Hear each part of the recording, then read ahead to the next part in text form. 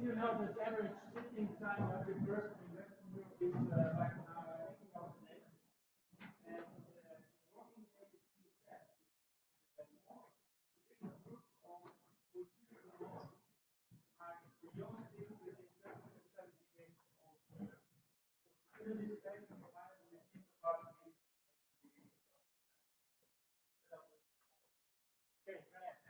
Thank you. Can you hear me in the back? Okay. No, we're not going to read my email.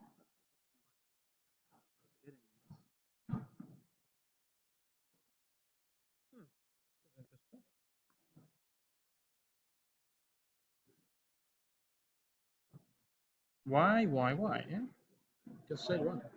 Hmm? Can you help me a little bit?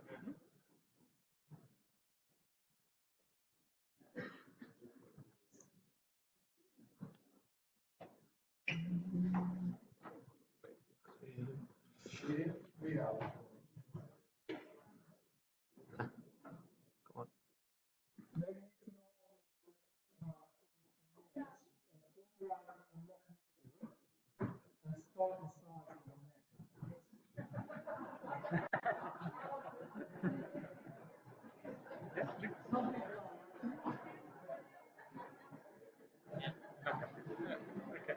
Nee, het is een internet. Het is een prijs. Dit? Ja? Goed. Ja.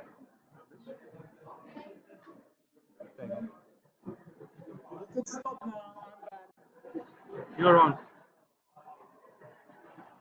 You're on. Well done.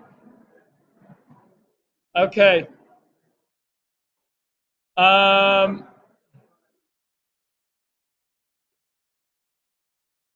I'm being recorded.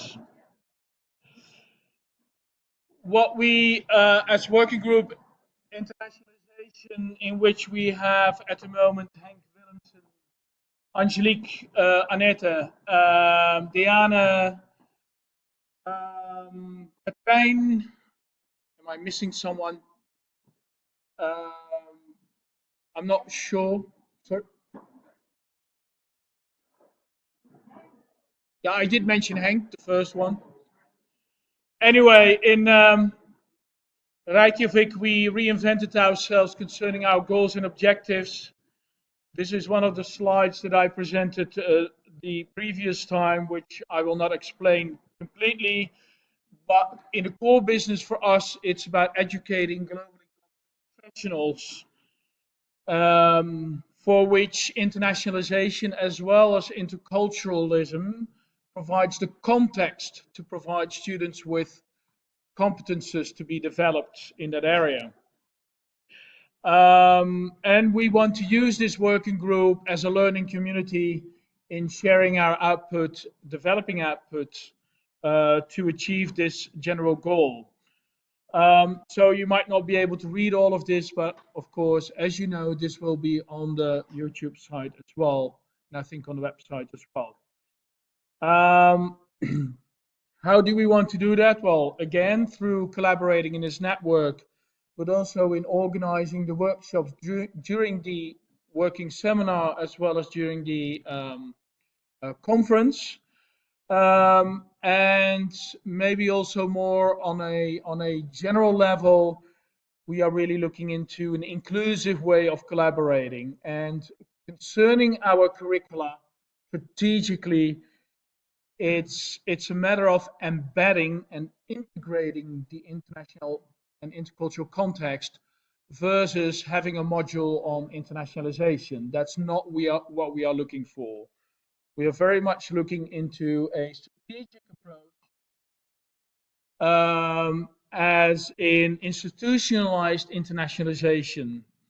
Now, what is then going to be the output that we are working on, that we have worked on previously, but also this seminar and in the next few years, actually up to 2020, according to our plan, is generating a toolkit with good practices, templates, ideas, examples, background information that we share on the website with all of you. And of course, you can take it to everyone you want to, even your grandmother.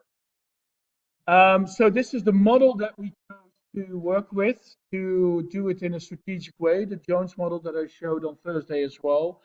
It contains 10 domains that are very important in institutionalized internationalization. And why is this important? Because a lot of times we focus on the curricula, on activities, but what if you don't have staff members that are competent in teaching international groups, international students, or when you don't have an administration working with you?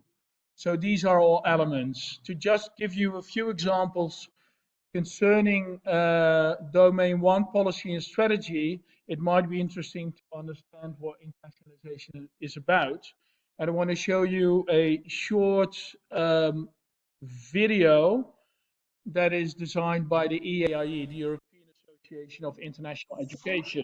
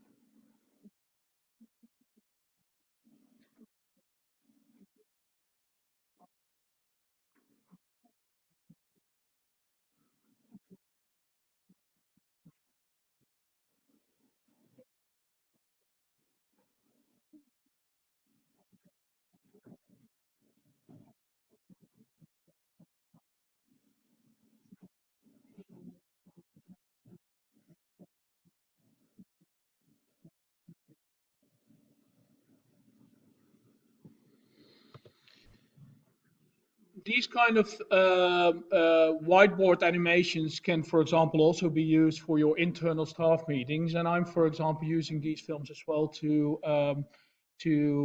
share with our students and to tell them about internationalization as strategy for their own purpose, becoming globally competent students and professionals, but also to share them about the possibilities that we have. Um, On the other side, if you look at the domain of evaluation and reflecting, we have been using the ICOMS model in this one of these workshops with the 5 domains to ask 2 questions. How important are these competencies for physiotherapy? And next, how important or how well are students being trained from the student perspective, or how well the teachers are able to teach about these competencies? And for example, in the interdisciplinary learning, sharing healthcare systems around the world, the students this week have been generating a little film of which I will show you a short extract. I think I need 1 minute.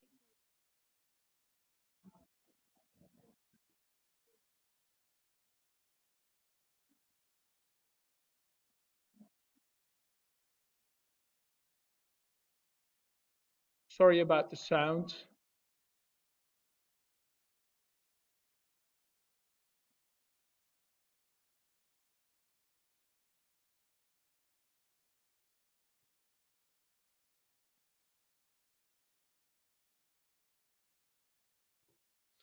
So the entire clip is going to be about 6 minutes and it's still going to be edited by the students.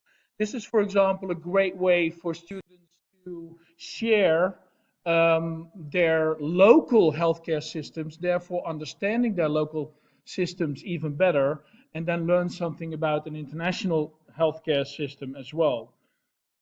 We focused entirely on levels 3 and 4, and very briefly, we have been sharing some clips for students to understand if they would be useful for intercultural communication courses. Students have been looking into physiotherapy specific internationalization.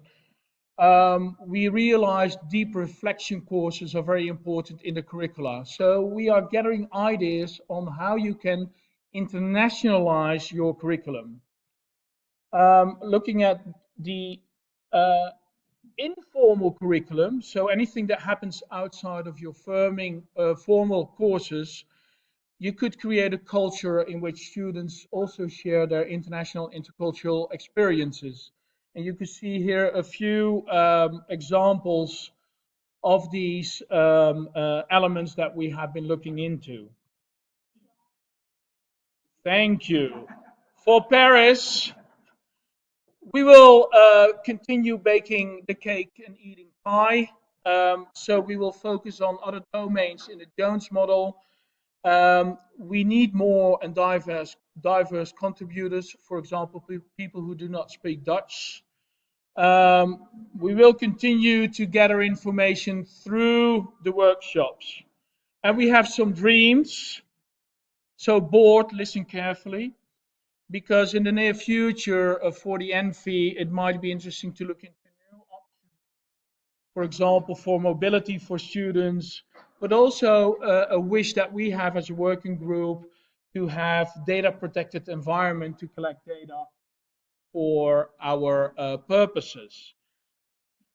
That having said, I think we had a very productive meeting and we will continue in Paris. Thank you very much.